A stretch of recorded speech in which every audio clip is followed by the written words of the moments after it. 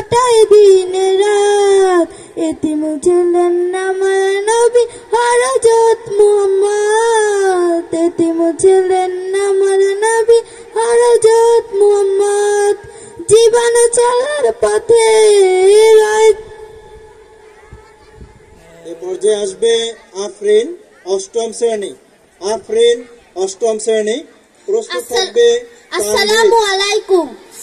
নবীর রওজা শরীফ দেখে মন ভরে না, নবীর রওজা শরীফ